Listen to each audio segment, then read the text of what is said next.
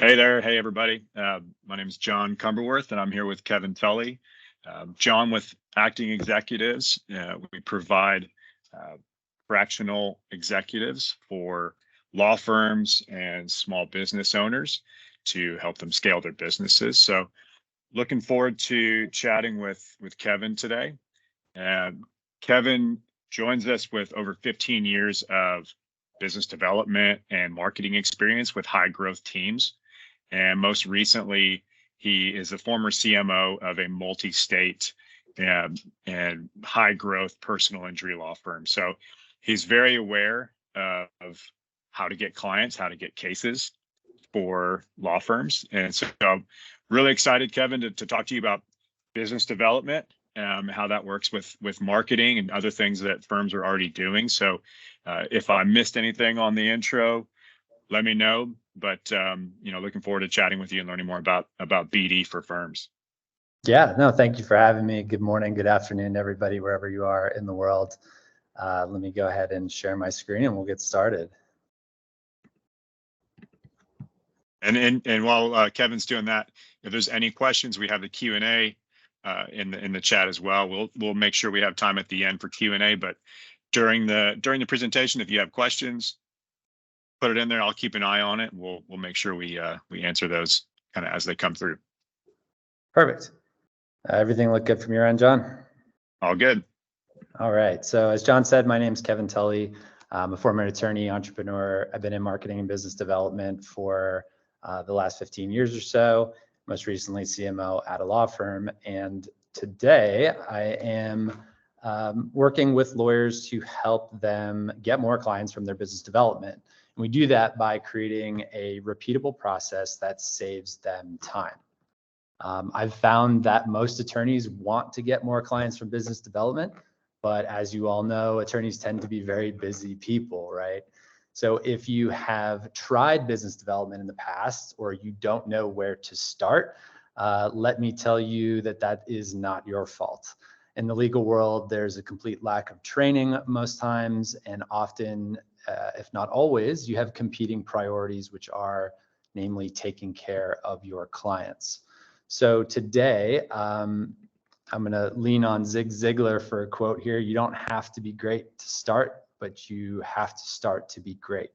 So I would hope that from today's presentation, you could have kind of a fresh view of what business development could mean for you and your career, and to really convince you that it's actually an essential part of your firm.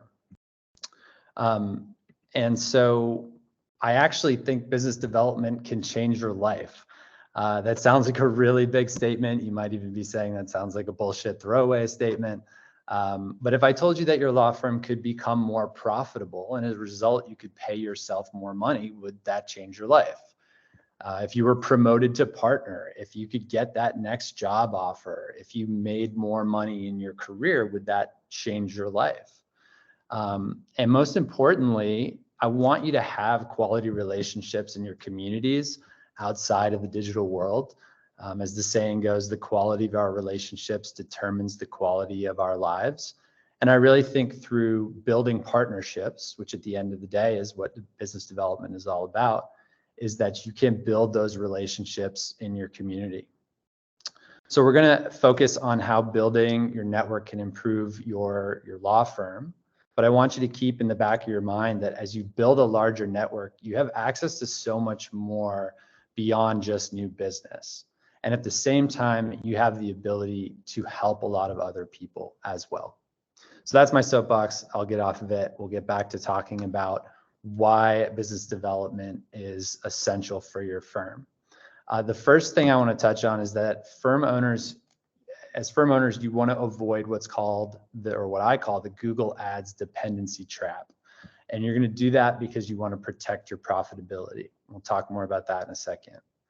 If you're a lawyer at a firm, I want you to progress in your career, and I can assure you that business development is one of the quickest ways to get onto that partner track. So if there's anybody on here that's not interested in making more money, feel free to drop off, but that's kind of the sum of these two things that we'll talk about. I want to share with you my story with legal marketing and business development. So when I was hired on as a CMO of a multi-state PI law firm, I had an immediate challenge. I was told that the marketing cost to acquire a new client was too high. And this was causing the firm to go over budget, and it was eating into our profitability. So the first thing I did was take a look at where our cases are coming from. And what I saw was that almost 100% of the cases were coming from Google Ads. Now, as a marketer, that's really concerning to me for a couple of reasons. First is you never want to rely on a single channel for acquiring clients, because what happens if that channel dries up or goes away? Secondly, I know that Google search ads as a bottom of the funnel marketing strategy is one of the most expensive ways of going about it, right? So I started to talk to folks around the firm and try and understand, how did we end up in this position?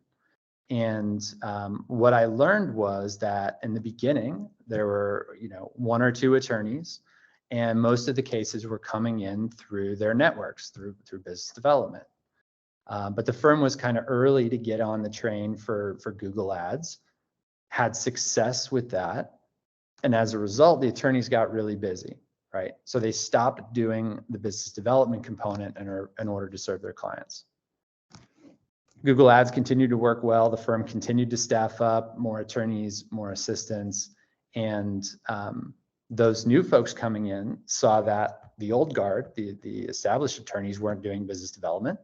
And so they didn't do any business development either.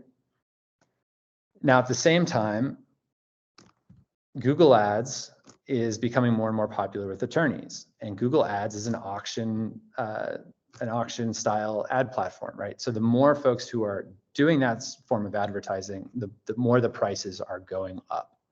And so over time, that cost per client, the cost that it required to spend in Google Ads budget to acquire one client, was going up and up and up. And the firm continued to double down on its Google Ads efforts. It brought in folks like myself, it brought in vendors, it brought in other people to try to optimize those campaigns to be more efficient and sort of get back to the good old days where things were cheap. But in reality, there's only so many search terms that potential clients use when looking for an attorney. And there was always going to be a lot of bidding on those search terms. And there was only so much you could do in terms of reducing those costs. So what then happened was we were kind of stuck. We were dependent on Google Ads to drive the number of cases that we needed each month to keep our staff busy. And as a marketer, you start to think, okay, I know how to solve this problem. We need another ad channel. We need another strategy. Maybe it's social media ads. Maybe it's video ads. But in order to test that and bring along those other channels, you needed budget to do it. And we were reluctant to give up the budget that was being used in Google Ads, because we knew that that next client that came through could be a whale of a client, right? In PI, where there's contingency fees, you never want to pass up an opportunity to get a client, because it could be a golden one, right? So we were reluctant to test these other ad channels. And it really, really made us beholden to Google Ads. What we needed was some kind of release valve. We needed something to break this dependency. And it had to come at almost no cost, because again, we didn't have the budget. So what we did was go back to business development. And as you might imagine, when you start telling busy attorneys that we need you to step back into generating new business, there was a lot of pushback, right? We're too busy, all of the excuses. So here are some of the most popular ones that we encountered from the attorneys, and I'm going to kind of deconstruct these and tell you how I think about them. So false belief number one: I don't need to do business development because we get our cases from digital marketing. The truth, as I see it, is that business development is actually essential to doing those high-cost marketing strategies. And the reason for that is it creates low-cost outliers that will bring your average cost per client back down to earth, where you can afford to be profitable. Open any marketing textbook, chapter 1, they're going to talk about the marketing mix, not the marketing, spend all your money in one place, right? But it's easy to do, especially if you're having success with Google Ads. And if you've ever been on a call with a Google Ads rep, they never, ever once in 15 years have told me, you do not need to spend any more money. You're doing great. Why don't you dial your budgets down? No, no, no. It's always spend more, spend more, spend more. It's kind of easy to fall into that trap. But you need that low cost acquisition method to offset those higher costs. And I'm going to show you a couple of examples here.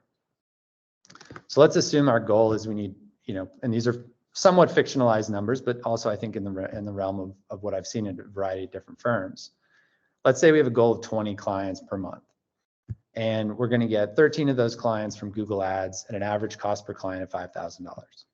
We're going to get 7 of those clients from SEO at an average cost of $3,000. That puts us at a blended cost of $4,300 cost per client on an $86,000 marketing budget. So then let's look at that with business development added into the mix. And let's be modest about it. Let's just say we're going to get 4 clients from business development. And let's assume that we're going to take them to dinners, and we're going to do ticket buys for events to invite people to, and we're actually going to spend a little bit of money. You don't always have to do that. You can buy cups of coffee and meet people at coffee shops, and you'll spend a heck of a lot less than $750 as your cost per client. But in this equation, we'll assume that number. So 20 clients now coming in at a blended cost of $3,550 per client on a marketing budget of $71K. If you compare those two scenarios, you're saving $750 on your average cost per client when you add in business development. You're spending $15,000 less on marketing budget per month, and annually that's $180K. That's basically another attorney hire, if not more, and you can turn that then into a profit center rather than a marketing cost. So the risks of not doing business development is if you were to look at your your client acquisition cost solely from Google Ads, you could jump to the conclusion that Google Ads doesn't work for us. It's too expensive. Google Ads is a great tool. I'm not here to tell you shouldn't be using it. In fact, you should be using it. It can drive really high quality leads, and it should be part of that marketing mix. But again, you need to go back and have that low cost acquisition strategy to kind of offset those higher costs. All right, false belief number 2. This is an easy one. I don't like being salesy. I'm not comfortable at large, awkward networking events, and so I won't be good at business development. That's, in my opinion, mind trash, and here's why. Business development is not sales. It's about building partnerships. When you build a partnership, you have to give as much as you receive, right? So the goal is to help people with their challenges, and helping people feels good. So my advice is make that mental shift from thinking of it as I don't like being salesy to I like helping people. False belief number 3. I'm social and I go to networking happy hours and attend conferences, so I'm crushing it. The truth is that networking without a plan is not business development. So I'm going to give you a couple of strategies to help get you started thinking about your plan for business development. And when I start with any new client, I take them through an extensive number of steps to build out the strategy, but I'm going to give you a couple of them here. Be a meaningful specific and communicate it. There's a famous marketer named Seth Godin who talks about being a meaningful specific rather than a wandering generality.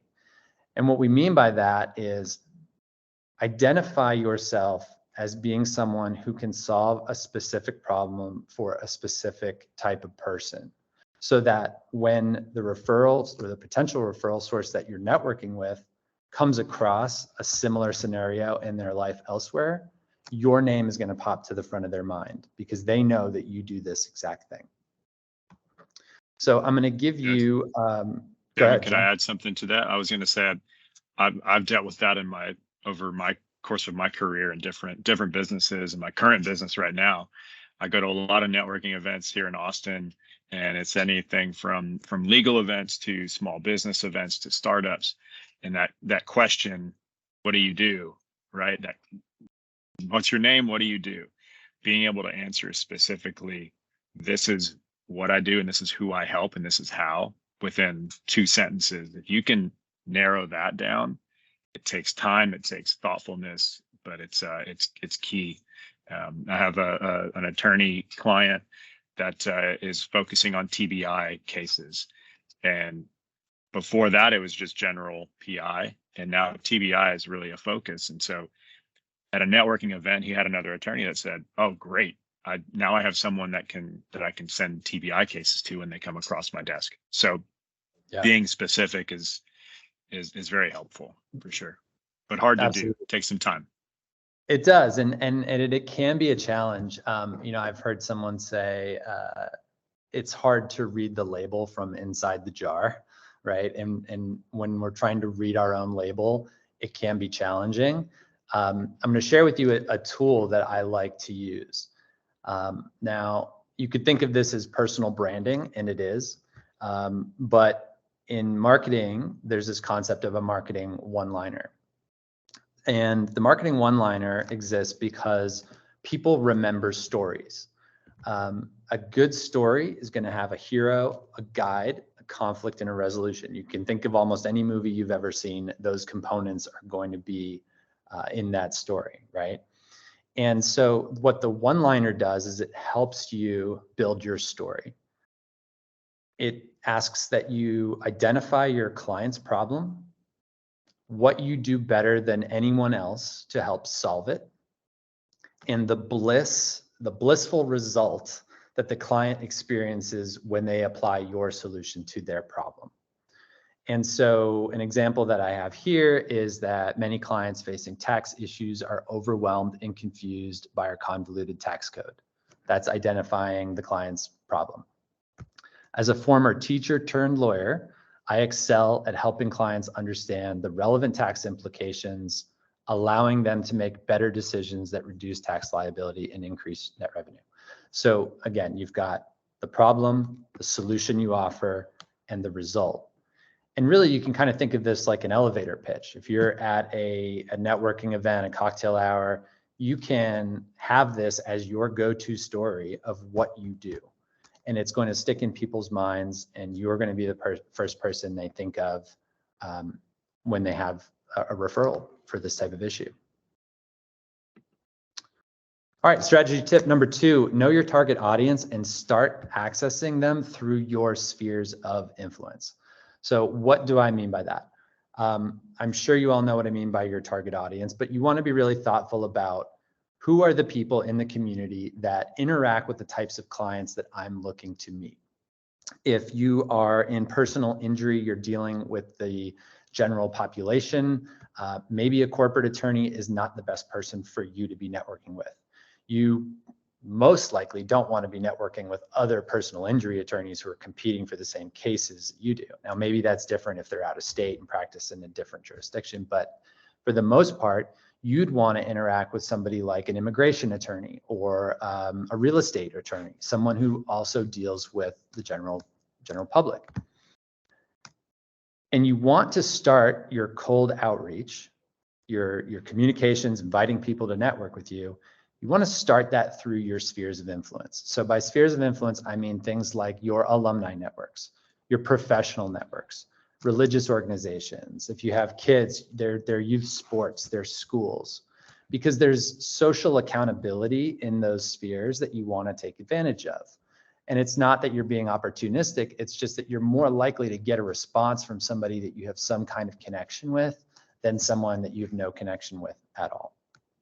So I would encourage you to think about, what are those organizations? Sometimes it's even hobbies. What are the hobbies that I have that I love to do, where I could meet like-minded people that also align with that target audience that I have? Strategy tip number 3, this is an easy one. This is my favorite one also. Who else do you know that I should connect with?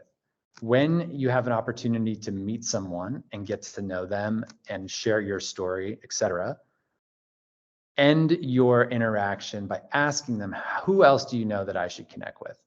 And if they're able to give you names, ask for a warm intro. But at the very least, add them to your list of contacts. And when you reach out to that person, you now have a name that you share that you can drop and help make it easier to have an interaction with that person. All right, so now we're back to the last of our false beliefs. This is false belief number 4. This is the most common one. I don't have time for business development. The truth is that you can and should outsource or delegate almost all aspects of your business development efforts. And here's what I mean by that. If any of you are familiar with EOS or the entrepreneurial operating system, there's this idea of delegate and elevate, right? You want to focus on your highest priority to-dos, which are always going to be, for the most part, related to running your firm and serving your clients. Find an assistant, get a virtual assistant, or you can hire me to help with things like going through your LinkedIn page to create a list of contacts that you should be meeting with, finding their contact details like email and phone numbers, sending those emails, connecting on LinkedIn, sending messages on LinkedIn, doing the back and forth that's required to get somebody on your calendar for a networking event, confirming the meeting the day before, following up, doing thank you notes after the meeting, putting them on a list of folks you need to reach back out to in 3 months. There's a lot of busy work there that should not be on your plate. And I want to show you kind of how you can coordinate all of this with an assistant. So you're going to need. Can I add something to that as well, Kevin? I think on the delegating side, with business development, just like any other marketing aspect, is consistency. You're not going to do something for 1 month and sit back and have the graph go up. So it's consistency. So delegating is a great way to get that off your plate and have somebody else responsible for it. They're going to be more consistent because you're going to have things come up in your business, in your day to day, where you're like, oh, I needed to get to that, but I have something else that's more pressing. But this way, they're doing it. It's consistent, and you don't have to be responsible for it over time. Yeah, that's a great point. I think, look, business development is not a silver bullet in terms of being an overnight thing that you can turn on and generate clients the next day. That's most likely not going to happen, right? So you need to build a system that's kind of built for the long haul that allows you to do this periodically as your schedule allows, knowing that it's going to snowball over time. And a big part of the strategy for me is to have a CRM tool or a client relationship management tool. And I'm going to show you the one that I like the best, which is called Pipedrive. But one of the key things there is that over time, you can see the value of your business development networking efforts compile, and you'll be able to kind of track your progress in a dollar estimated amount that allows you to see the progress you're making over time. And I think that's key to sticking with it, is you kind of have to gamify it a little bit to keep yourself interested. Otherwise, it's really easy for all of this stuff to be put aside for something that's more important. So let me go ahead and stop sharing for a quick second. I'm going to switch tabs over to show you Pipedrive and how I set up my CRM. Yeah, I think, and going back to kind of summarize a little bit, but you started off with the cost per client is this to acquire a client. Step one, figure out your numbers. I think if you don't know that information, work on that. That's going to be basically what you spend on certain campaigns, certain activities, and that's going to be divided over the number of clients you get from that activity. So track that regularly, track the cost per lead, track the cost per client. If you're not doing that, we could talk later about how to do that, but I would find that out so you know your numbers, what's working, what's not.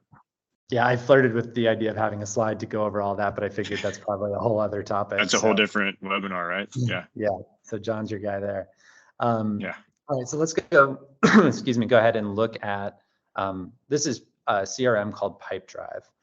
And most CRMs are kind of built the same way. You're going to have a place where all of your contacts live. And then you're going to have a section where your warm leads can live in your leads inbox. And then you're going to have a section called deals. So what are the differences here? Contacts, it's just a holding place for everything that you want to keep top of mind about a certain contact. The way that I use the leads inbox with my clients is I push every week 10 new leads into the leads inbox, and I send them a screenshot of that list of names.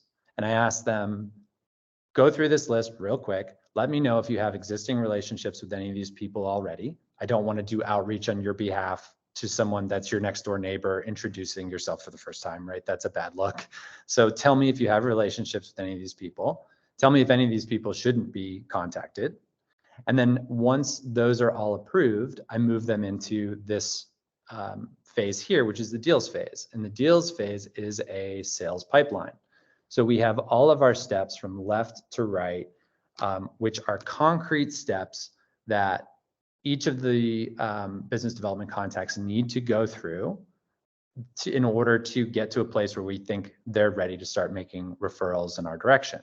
So we have a qualified stage. This basically just says like, yep, all these people are approved. We have the contact made stage. It's a very clear delineator. Have we contacted this person or not? If we have, then it moves forward. Meeting scheduled, proposals made. That's basically attending the meeting, giving your pitch. Some kind of post-meeting thank you is another great touch point where you can reach back out to that person. Because we know that we've got to build trust, right? And over time, we can build trust through a series of different interactions. Providing value, this column to me is huge. Again, partnerships are two-way relationships. You're expecting or hoping to get something from this contact. What can you do for them?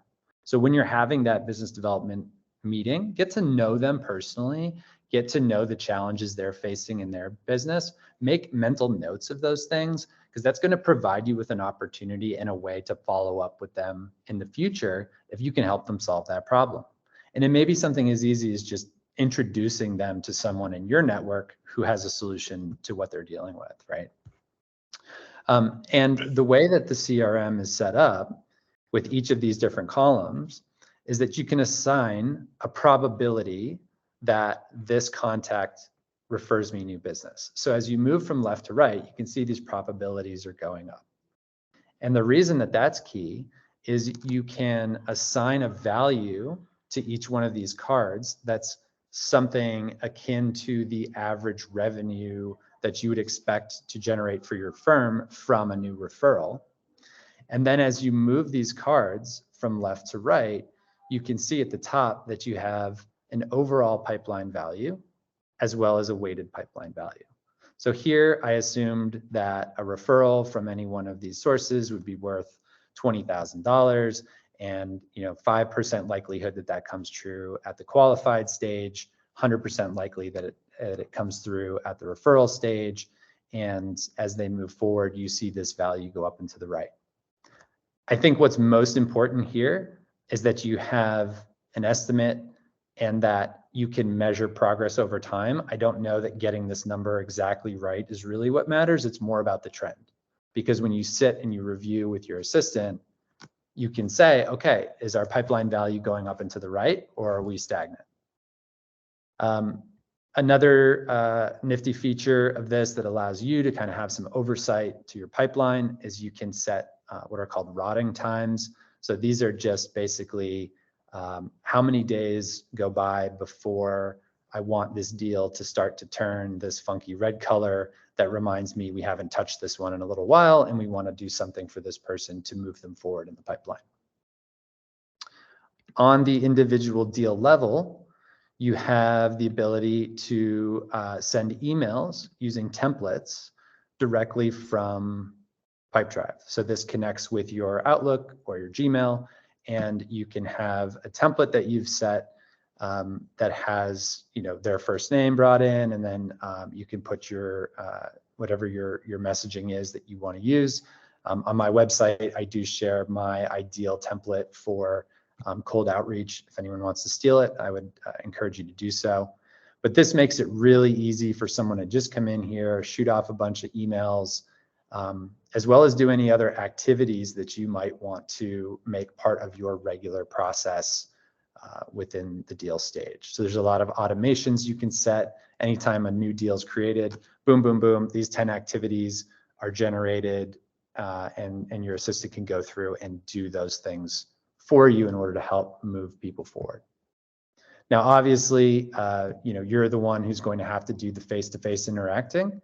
But at the communication level, I do think it's important too that the messages look like they're coming from you. You want this to be a relationship that gets started on the right foot. I think while you can have an assistant send the communications like they're coming from them, I think it's best if it all looks like it's been handled by you. And then there's some reporting and other insights available through the CRM tool as well. So again, you can measure things over time and see your progress. John, questions there? Yeah, I've got a couple comments on the Pipedrive thing. So, and I know you're used to using Pipedrive. It probably doesn't have to be Pipedrive, but I think just the intentionality of using a pipeline or some kind of a system like that changes the whole dynamic of business development for you in terms of going to networks or networking events, going to conferences, getting cards and telling people your story, and then coming back and going, oh, that was a great networking event. What's next? What's happening next month or next week? It really changes it from a networking and activity and then hoping for a referral to being really intentional, staying in front of people. Because I'm sure all of y'all have had an experience where you reach out to somebody you haven't reached out to in a while, and lo and behold, you get a referral a week later. It's one of those stay on top, stay front of mind type of a system. So it really does give you that extra level of intentionality. And I think using a system like that helps with the delegation as well, because you can say, hey, if I've got this activity, if I have this activity in this column, in this swim lane, basically, that's a trigger for my VA or somebody to grab it, do the activity, and move it. And so, I do that a lot with project management, my own business. If there's a card there, pick it up. I don't have to email them. I don't have to tell them it's there. That's the trigger for them to take that and run with it. Absolutely. Yeah. And I think the more opportunities that you can create for yourself to interact with someone, the more success you're going to have, because you're just going to stay top of mind. It's exactly like marketing, just in-person marketing. Yep. All right. So I know we're coming up on time here. I'm going to start to wrap up, jump back to my slides here. And so just, zooming out, this is my approach that I take with my clients. The strategy phase, understanding again, like, what is your story? What does your personal brand look like? Determining your target audience, and then setting some KPIs, some goals that you want to hit along the way. In the sales world, there's a concept of sales development resources. That's just shorthand for referencing the folks who are doing the outreach, managing the CRM, handling the scheduling and communications. And so that's kind of this middle phase here. And then lastly, coaching and accountability. We all need a gym buddy from time to time, especially when we're busy with other things. I like to check in with my clients for a half hour every 2 weeks, just to make sure that we're on track. All their meetings are going well, getting that feedback on what we might need to do differently. And then also working with them on things like thought leadership, social media, creating content that allows them to, again, have another opportunity to appear in front of somebody, this time in the digital realm. I love that gym buddy kind of mentality. We've all had those days where it's like you stare at the weights or the workout in front of you and you're like, no, but then you do it and you feel better. I've done that with networking events. I'm like, oh, I don't want to drive downtown, or I don't want to do this. And have to be on, I'm feeling a little bit sluggish today, but then I come home and I'm like, oh, I met so-and-so, that was really good. And it's just a different, little dopamine hit, I guess. But Absolutely. And if you ever walk into the gym without a plan and you don't really know what you're going to get done that day, it's probably not going to be a great workout. When right. you work out with a plan or a trainer, you're going to have a much better result. So same idea. I want to leave you with a quote from Neil Patel. He is a marketing agency guru, operates one of the largest digital marketing agencies in the world. They sell SEO services, paid media services, et cetera. And yet on one of Neil's podcasts, he said that the real revenue for his business comes from the unsexy things like partnerships. I think hearing that from somebody who lives and breathes the digital angle of things, that was really meaningful for me and hopefully for you as well. Again, you always want to leave people with some value. So I want to provide a couple additional things here before we wrap up. If you are interested in improving your business development, I highly recommend this book, Never Eat Alone by Keith Ferrazzi. It's a great read. And then I am available to chat with anyone about their CRMs, about doing an audit if you have an existing CRM, or helping you get one set up if you don't have one currently. That is free and on the house. You can contact me at any of these fine contacts here through my website or through my LinkedIn or email. And I would be more than happy to chat with you about CRMs or anything else related to business development or marketing in general. Very cool, man. And we'll be sending out an email follow up with all this, with Kevin's info, contact info as well. So if you have any questions, throw them in the Q&A. There's one question out there. Yeah, starting locally as a PI attorney, how do you, let's see if I read this right. How do you, where do you start networking events in terms of local business development for PI? What are some of the best ones you've seen? Well, I think business development is best when you're leaning into the things that you like to do. If I'm asking you to go to the gym and do leg day every day, you're not going to go to the gym, right?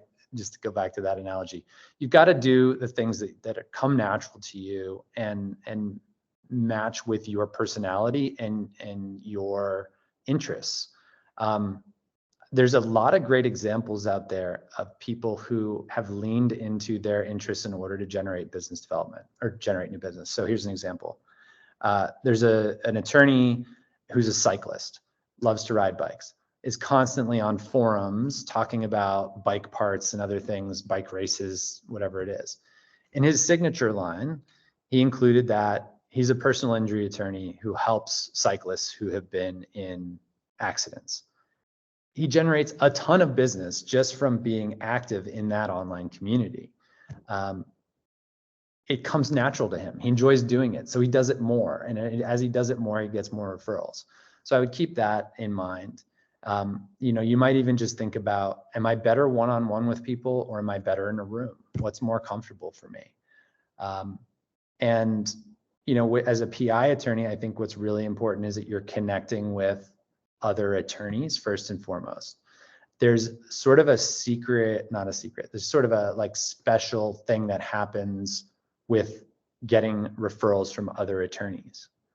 They act as a screening process, right? If you're getting referrals from former clients, they probably don't know much about law, and they're probably sending you whoever they think might be able to benefit from your services, and that's great. But if another attorney is sending you a case, it probably is a case. They're still an attorney, even though they practice a different area of law.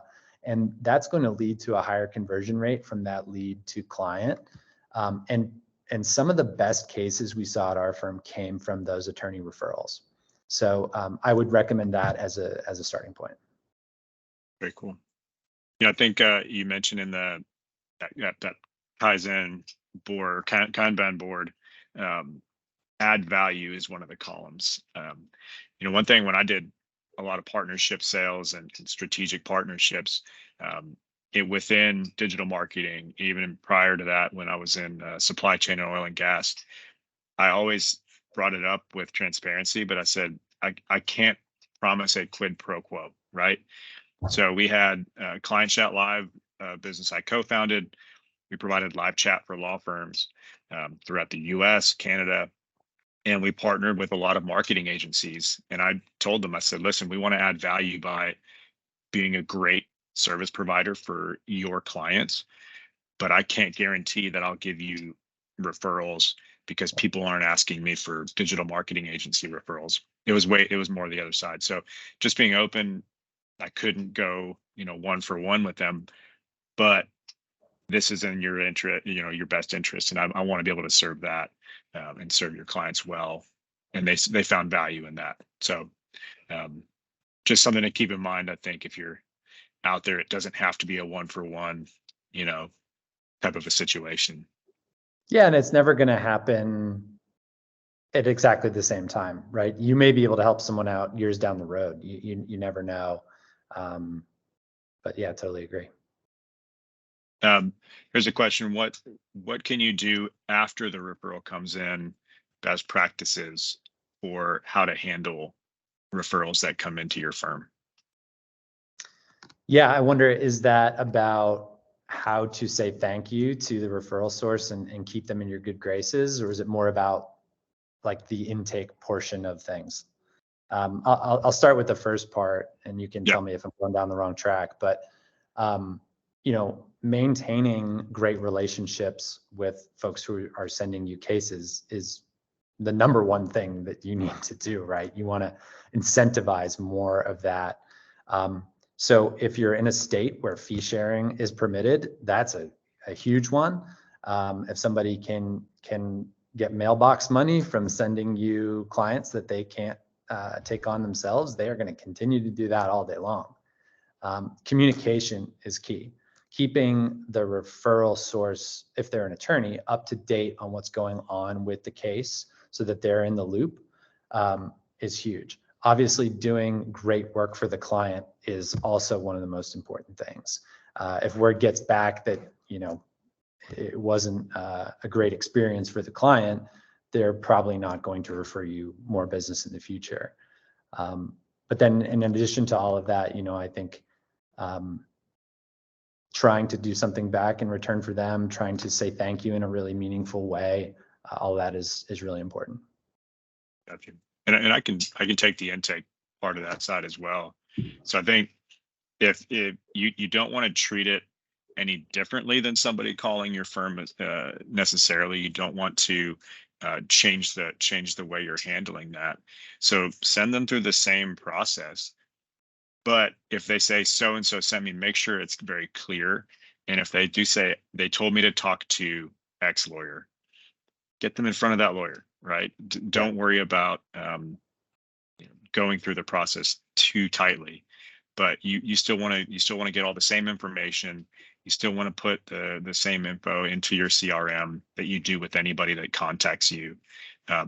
But like Kevin said, you don't want someone to say, "Oh, yeah, you told me to go to them, and they didn't really call me back. They didn't really do anything." So try to be consistent across the board, just like you would any other lead or potential client you get. But yeah, that's my advice on that. And one other thought about with intake in mind, you've gone out, you've developed a relationship with a partner or a lawyer at a firm. They may not be the one answering the phone a lot of times, right? When it comes to the intake process. One of the things I do with my clients is make sure that somewhere in that relationship building process, we've given them usually a card, like a printed card that says, this is how to refer me cases. And it has their cell phone number or the intake number at the firm. And that card can be put on the desk of the person who answers the phones. So if a PI case comes in to a tax firm, it's really clear and easy for them to remember how to make that referral, right? So there's, I think, a thoughtfulness that's needed to make sure that the communication gets to the person who's answering the phones as well. And it kind of add to what I was saying earlier as well. Now that I'm thinking about it, sometimes it gets more clear in my brain after I think about it. But taking that new referral on the intake side, if they say, hey, I need to talk to Joe's not available. I've seen this happen where they're like, okay, call us back when Joe's available, or Joe will give you a call back. And it's like, no, they can talk to somebody else, maybe that is able to talk through their situation. Yep. That way you're handling it right then and there. So sometimes I've seen that happen where it's a negative, where they have to talk to the one person, as opposed to getting help right then and there. For sure. Cool. So I think first start is know your numbers, understand what it is you can and can't do budget wise, right, for business development. But I think for me, my takeaway is action. Take action, and then track what you do. Track those networking events. How many new contacts you made. Be intentional about it. It's pretty fair. Absolutely. Yeah. Build that repeatable system, delegate as much of it as you can, do the parts that you need to do with the as maximum amount of effectiveness to remain in somebody's mind, so that when that referral comes along, they think of you first. Good deal. Well, we'll be sending this out so everybody has Kevin's contact info. Appreciate you jumping on and talking about business development for law firms. So hope everyone enjoyed it, and looking forward to talking to you again, man. Thanks, John. It was fun. All right. Take care. Bye-bye. Bye, everybody.